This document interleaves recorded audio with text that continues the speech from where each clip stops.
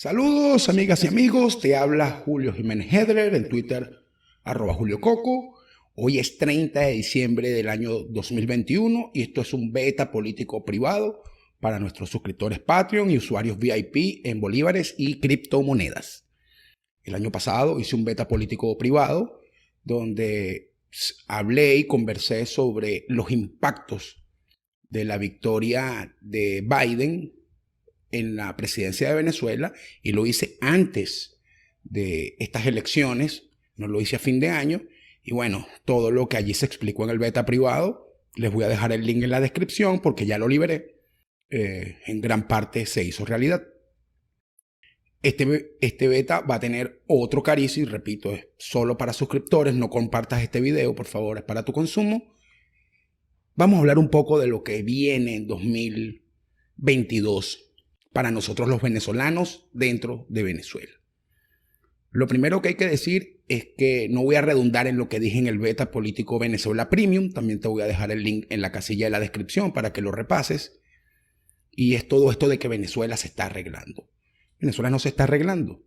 Venezuela está en un proceso de simulación de que todos somos clase media con una intersección que es una realidad, y vamos a comenzar por allí.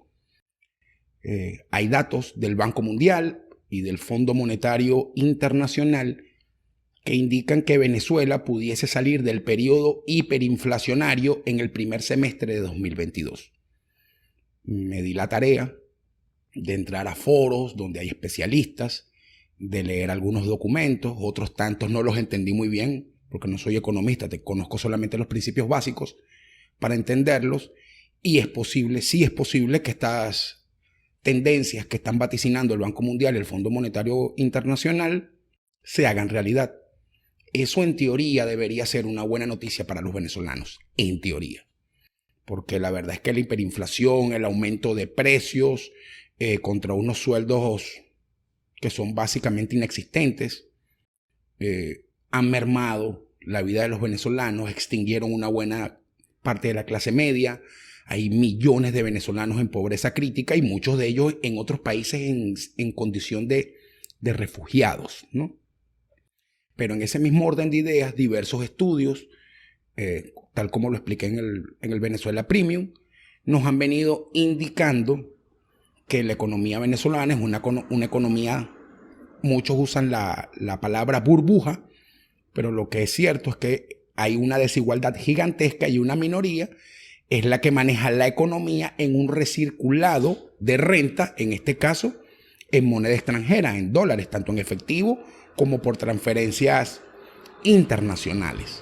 En ese respecto, el salario mínimo real en el sector privado está entre 40 y 50 dólares, pero entonces tenemos un gran contingente humano intentando trabajar en tiendas, en comercios asiáticos, árabes, panaderías, etcétera, cuando la canasta básica, también calculada por el Sendas, porque el BSB más nunca nos dio esos datos, está por encima de los 350, los 400 dólares mensuales. Entonces, esto que llaman la burbuja realmente es una economía de 3 millones y medio, 4 millones y medio de personas en un país donde habemos casi 30 millones. Eso equivale a que tendríamos la economía de Uruguay en Venezuela. Eso aumenta la desigualdad, aumenta la pobreza y aumenta la pobreza crítica.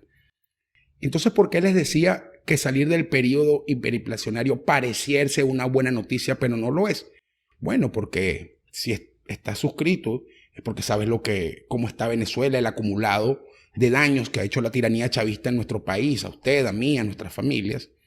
Esto entra no en un periodo de normalización, sino en un periodo de estabilización del chavismo en el poder, lo cual no puede ser una buena noticia.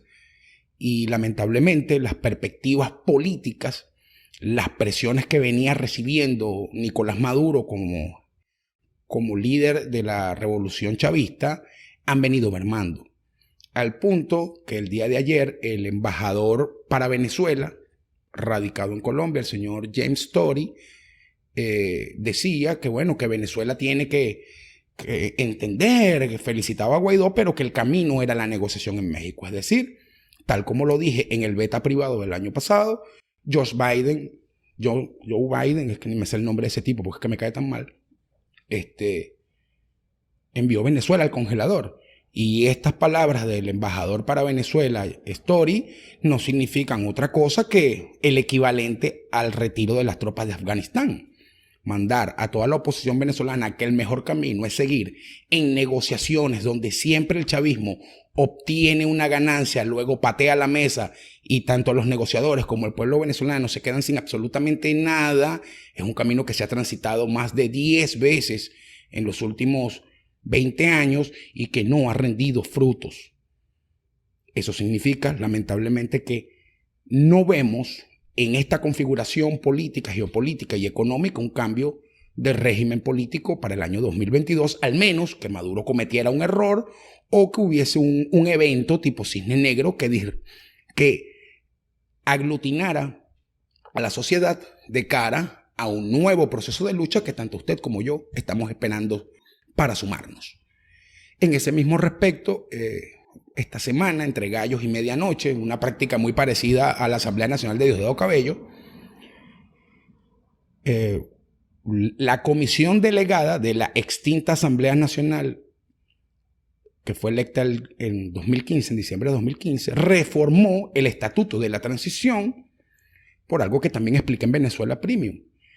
Guaidó es una necesidad para los Estados Unidos porque los Estados Unidos, al reconocer a Guaidó como presidente, se protegen de un conjunto de embargos, procesos legales de cobro sobre acreedores venezolanos que Venezuela dio como garantía activos venezolanos en suelo estadounidense, entre ellos la refinería de Citgo.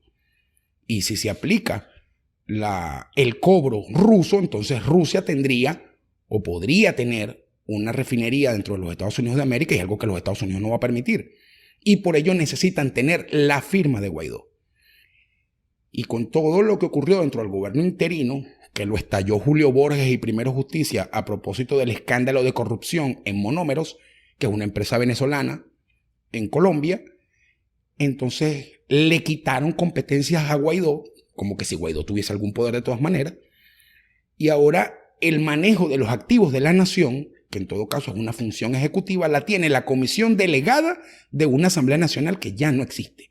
Es decir, si antes Guaidó no hizo absolutamente nada, ahora puede hacer menos porque le quitaron las competencias ejecutivas. Y en un hecho profundamente grave, en mi opinión, y es que los presidentes tienen un control que ejercen los congresos. Si el Congreso asume la función presidencial y la función ejecutiva, ¿quién controla a ese Congreso? Eso es una incoherencia. Y yo creo que ya basta de tolerar tecnicismos legales y absurdos legales en Venezuela, sencillamente porque los poderosos así le conviene, porque al final es una rebatiña por el dinero y las contrataciones de esos activos en el extranjero que siguen produciendo. Y en el intermedio, un conjunto de acreedores como los tenedores de bonos, tenedores de dueños de bancos de segundo piso, casas de cambio, casas de inversiones, que han comprado bonos y títulos de deuda venezolanos, algunos de ellos ilegales, y bueno, les conviene que esto se mantenga para seguir renegociando deudas, seguir cobrando intereses o que en algún momento se los paguen debido a que esta comisión le está dando legalidad a un conjunto de deudas que no lo son. Yo creo que esto es de lo peor que ha hecho la supuesta oposición venezolana y es justo decirlo.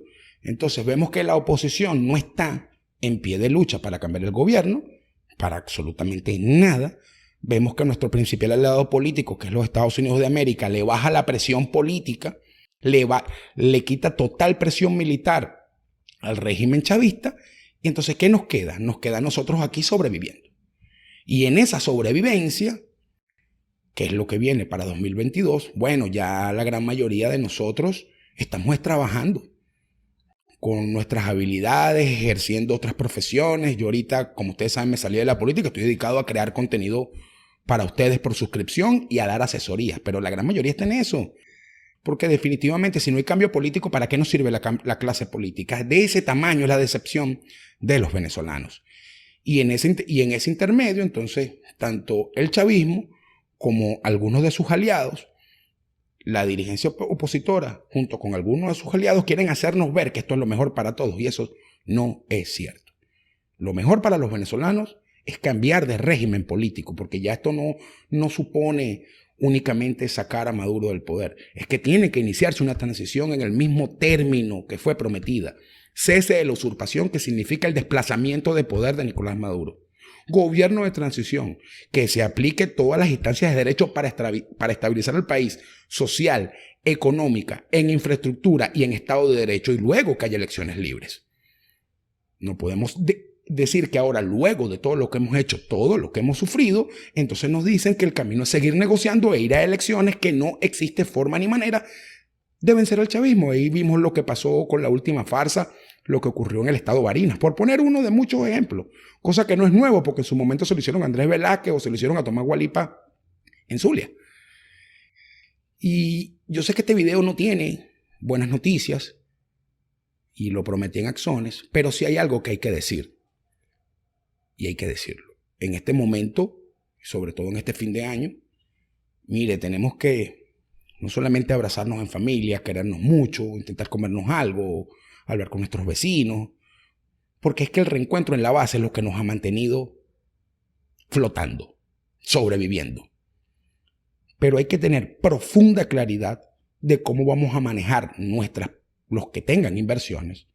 Hay que manejar muy bien cómo vamos a acceder a los pocos puestos de empleo existentes y cómo en nuestra dinámica, en este recirculado de la no economía venezolana y de la economía delincuencial, porque eso también hay que señalarlo. O sea, Venezuela se está transformando en una gran lavadora de dinero.